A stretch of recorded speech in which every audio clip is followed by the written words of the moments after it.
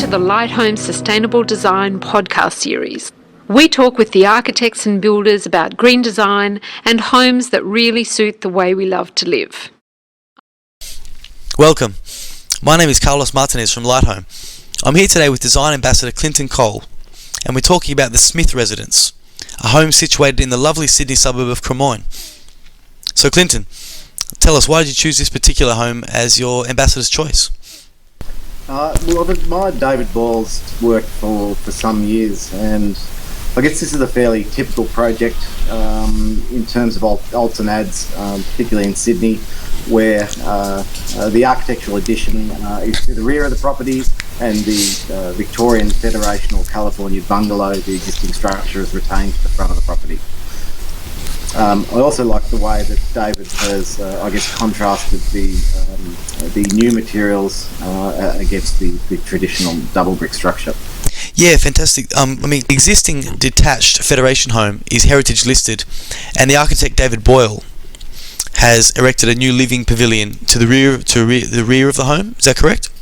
Yeah, that's correct. And I think what he's done particularly well is, as David does in all his projects, he tends to have a certain deftness of touch, where I guess seemingly complex geometries create quite comfortable, user-friendly outcomes. And how well does he mediate the transition between the two types of architecture? Look, as I said, the addition of new work to an existing Federation period home is a fairly common brief these days. David was restricted by the heritage listing of the home. Not only did that restrict the way the development proceeded in terms of the new work, it also I guess constrained the material movements from the front of the site through to where the development was proceeding to the rear.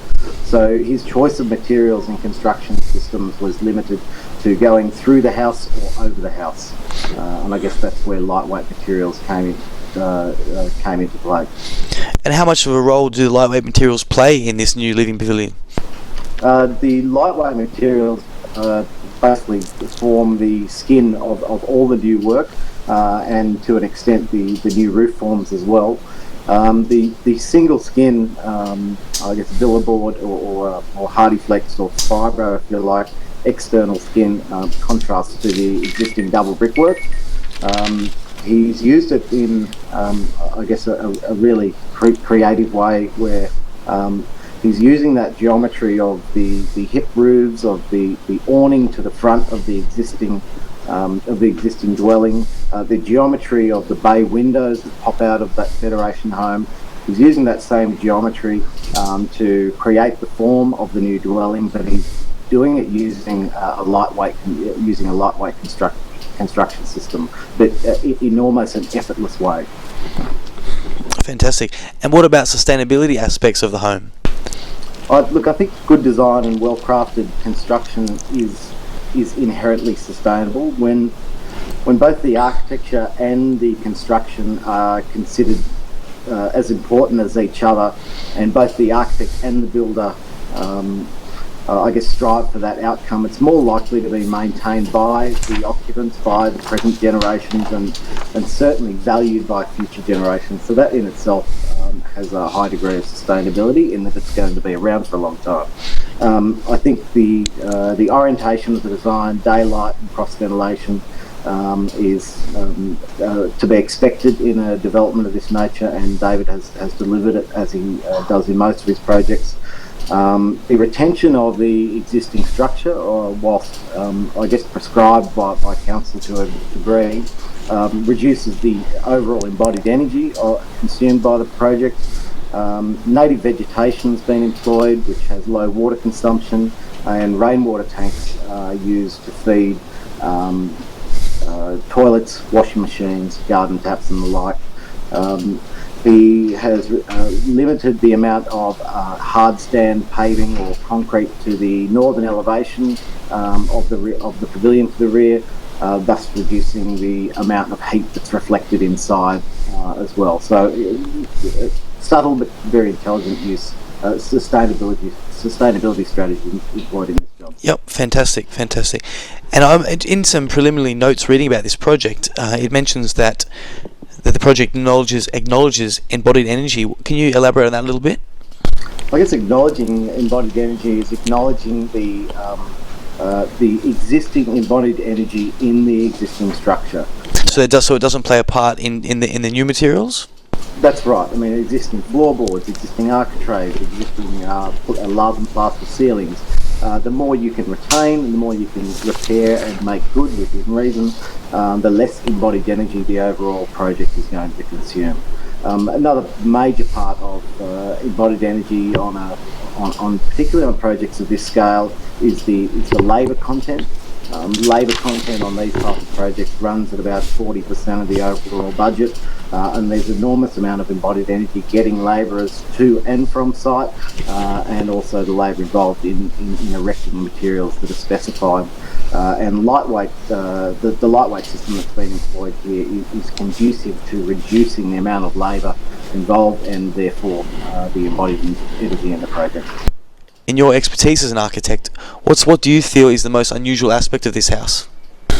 I think the way David's, and it probably involves a little bit more analysis of the floor plan, but looking at the floor plan and the section of the existing home, you can see that David used the existing geometry.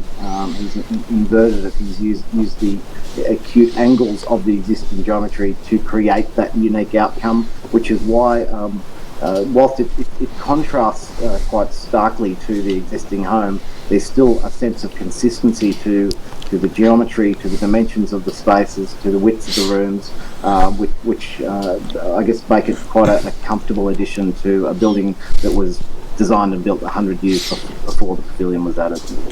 And you also mentioned that the new pavilion, the new construction, is to the rear of the building. So what do you see from the street? Do you get any sense of there's a modern construction involved in this home, or is it strictly, does it look very heritage from the street, and you don't see the modern construction until you've actually gone through? It is fairly well concealed from a streetscape perspective, and look, a lot of that's to do with the heritage the heritage constraint on the dwelling. On a project of this scale, like most architects, you choose your battles. David, I think, has taken a sensible, yet somewhat conservative approach to keeping all the new work to the rear. And as I said, some projects you choose your battles, others you don't. And he's focused all his energy on creating a fantastic pavilion to the rear, rather than taking on council and local neighbours. Great. And what about livability aspects? Do you think this really adds to the comfort and livability for a family in a home like this? I think things like furniture and fit out and the way that owners, I guess, the way they dress or fill or occupy the space after the architect and the builder has moved out says a lot about their appreciation of the space. The language of the furniture and the soft furnishings that are in the house at the moment says to me that owner is very proud of the space that they've created with their architect and their builder, and that they're going to be there for a very long time, and they're going to enjoy it with their family for a very long time. Great. Is there anything else you'd like to add about this home? Bit of a wrap up? Look, I think it's look, most of that, like I said, most of David's work I've admired for a very long time, and it's really that simplicity. It's that cost-effective use of materials without being over the top, which I think he has amazing dexterity from a design perspective, but also a really a deep understanding of the way materials go together and the way they perform, and I think a lot of emerging architects could take a lot of leads out of his book. Perfect, Clinton. Thank you so much for your time.